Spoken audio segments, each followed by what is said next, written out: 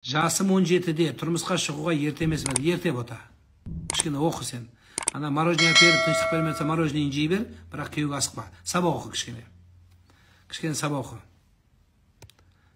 Ертең күйеуге дайын болу керексің. Сен мүмкін физиологиялық дайын шығарсың, физиологиялық, бірақ ана болуға, ененің сөзін естігенге әлі дайын емессің сен.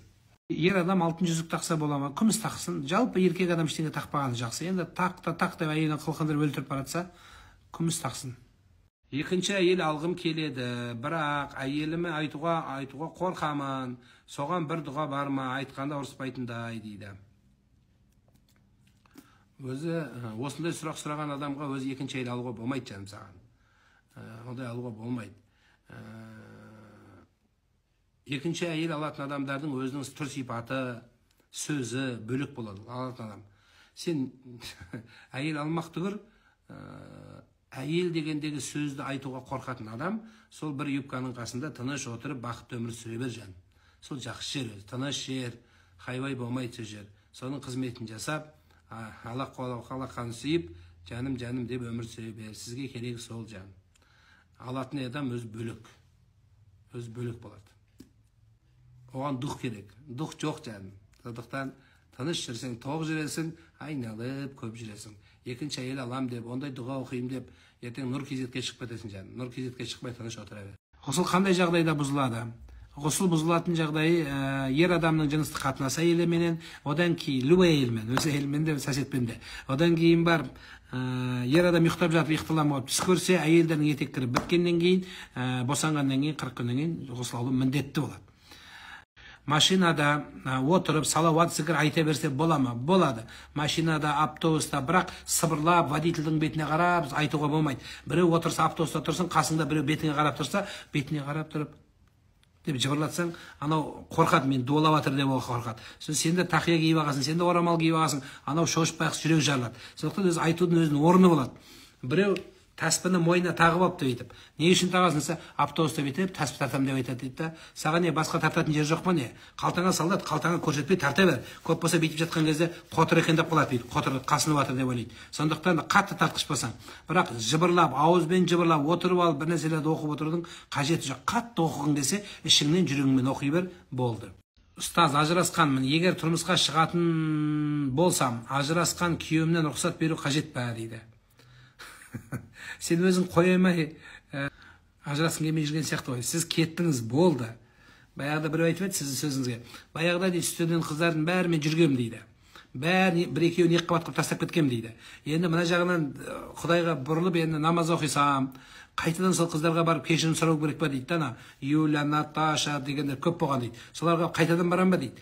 Жо бармай. Мен зина істедім ғой дейді. Бәрібір бармайсың. Неге? Құдайдан сұрайсың. Неге бармай дейді? Барсаң қайтадан ойып кеп тағы жасап жібересің контрольна. Сондықтан бұл болмайды, арам болады. Кетті бол. Дұғалардың қабыл болу инструкциясы бар ма дейді. Бар. Намаз оқу керек. Бірінші сену керек, одан кейін намаз оқу керек. Одан кейін дұғаңды кәдімгі сөйлесіп отқандай жасау керек. Содан кейін дұғалар қабыл болатын кезде жасау керек. Айтылған. Содан кейін барып ең жақсы бір жақсылық амал жасап барып жасау керек. Содан кейін асықпау керек.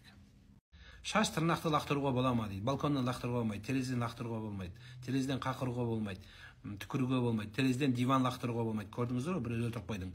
Сол сияқты біреудің көзіне түсіп кетуі мүмкін. Терезеден лақтырма. Мусорға лақтырсаң бүйтіп жинап бір дұрыстап лақтыр. Күйеуім жұмыста біреумен байланысын білдім дейді. Екеуі де мойындамайды. 3 баламыз бар. Қазір жүктімін, ішім өрттеніп жатыр дейді. Ұстаз кеңес беріңізші дейді. Ай жаным ай. Енді мойындатайын деп сен прокурорсың ба, медициясың ба, следовательсің ба, инспектор по дознаниясың ба, кімсің сен? Саған керек не? Мойындаттың ал. Не шығады содан? Ал мойындадың, сен өмір бойы жан жейін деп пен, біріншіден. Әлбетте олардікі күнә. Егер болған болса, олар өздері жауап береді. Сен енді оған жаныңды жеме. Сонда сен ұстап қапсың. Ұстамасаң істей беретін бет, мысалы. Сондықтан олай жасама алтынам. Сен денсаулығыңды көт, ішіңдегі анау балаң ауру болып туылып қалмасын. Ішің өртене берсе, сол балаға іштегі балаңа зиян тиеді. Сондықтан кішкентай бұл болмайтын нәрсеге жаныңды қинама. Сен оның қолына кісен салып, аузын байлап, екі аяғын тұсап, тағы бір жеріне замок салып қойсаң да, ол баратын жеріне бара береді, істейтін істей береді. Мынандай қап-қарағып киіп алып, істейтін нәрсе істей беруге болады жаным. Сондықтан сен оған мән бермей-ақ қой. Алла қайырын берсін, саған туралық берсін. күйеуім екеуміз бөлек жатамыз, 4 жыл болды дейді. Мен балалармен ол бөлек комната жалғыз жатады. Бала жылайды деп басында бөлек жатып кетті. Неке бұзылмай ма? Неке бұзылмайды, бірақ орталарыңызға сөз кіреді. Орталарыңызға әңгіме кіреді. Орталарыңызға суықтық пайда болады. Сондықтан еркектердің бәрі стена қарап жатады өзі. Басында әйеліне қарайды, содан кейін былай қарайды. Сол былай қарағанда сен де жабысып жата бер. Бір көрпе жамыну керек. Сонда жақсы болады. Орталарыңызда мәміле, чай бергенде бүйтіп бер. Чайды жай бермейді. Чай бересің ғой. Бүйтіп берген кезде қолың бүйтіп ұстап тұрып бер. Үйге келгенде қол беріп амандасып, қолын қысып қой. Көзіңді де қысып қой. Сол жақсы болады. Бірақ постоянно қыса бермем, еріне суық тигенде бөлек қалмасын. Сол қысқанда мол қысып кетпе. Әйтеуір жақсылап қара. Содан кейін артық сөз сөйлеме, жаман сөз сөйлеме. Күйеуіңді құрметтесең, ой, жақсы болады. Сонда сенің ардақты жарың болады. Сонда бөлек жатпайтын болады. Сенсіз тұра алмайтын болады. Қалтырап дірілдеп. Күйеуім жұмыспен Дубайға кетті 10 күнге дейді. Жан жақта маған айтады, айырылып қаласың ғой дейді. Сен сол жан жақтағыларға тыңдама. Сол сені Дубайға кеткеннен айырылып қалмайсың. Дубайға керегі жоқ сен күйеуіңнің. Қытайға кеткендердің Қытайға керегі жоқ, қорқма, қайтып келеді. Ат айналып қазығын табады дейді алтыным. Қайтып келеді. Сен күйеуіңнің айналып, көз айналып, тыныштық бермей, видео звондап, не істеп жатсың, қасыңда кім бар, көрсетші деп жәнін жемей, сол күйеуіңе дұға қыл. Аллаға қайырсашы, мен анау, баяғы бәленбай жыл бұрын бір имам айтыпты TikTokта. Күйеуің жұмысқа кеткенде дұға қыл. Ей Алла, күйеуім нәсібі мол болсын, Наташаға қарамасын деп бір имам айтыпты сөйтіп. Наташаға қарамасын деп дұға қыл депті. Сол дұрыс айтқан негізі. Соны үйде дұға қылсашы сен. Алла, соны қара, соны аман есен келсін, нәсібі мол болсын деген сөз айтуға болады ғой. Миск шашуға болмайды ма әйелдерге дейді. Үйде шаша бер. Қалаған шаша бер. Миск деген, қазір түсіндіріп айтайын сіздерге. Көп адамдар былай есептейді екен. Миск деген тек қана арабский дұға. Айналдымдар, Дольче Габбана, Шанель, тағайсы бар еді Құдай-ау, Ив Сен Лоран, любойын шаша берші қалаған. Бірақ әйел адамдар көшеге шашса, ана бүйтіп өткенде шлейф деген болады. Сол шлейфтен еркектердің бәрі бүйтіп қарап, деп естері ауып, көздері бүйтіп Red Bull болып қызарып, өздерінің әйелдерін жек көріп, сенің есіңді қуып, жынды болып кетіп бара жатса, онда ол арам болады. Түсінікті? Үйде себіңіздер. Одан кейін спиртовый мәселе жоқ. Спирт бар, спирт жоқ деп жүргенде бар. Спирт бар, спирт жоғында себе берші. Бірақ қатты сеппе.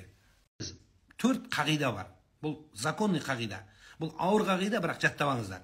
Біріншісі, мұсылман қызына жасаған қиянатың алдыңа келеді. Келмейінше кетпейсің бұл дүниеден. Бұл сорлатады сені. Екіншісі, ата-анаңа істеген нәрсе сені сорлатады. Алдыңа келмейінше өлмейсің, көзің аққанша көресің соны. Үшіншісі, ұстазыңа істеген зұлымдық, ол алдыңа келмейінше, ұстазды менсінбей, аузына келгенді сөйлеп, сондай сорлық басыңа келмейінше, балаң тыңдамай, жексұрын болып, жер көкке сыймай қаласың. Сол білімің бойға жұғалмай кетеді ұстазыңа қарсы шықсаң. 3. Айт түсіндіру керек, ол қателеседі, бірақ оған жағаласудың қажет жоқ.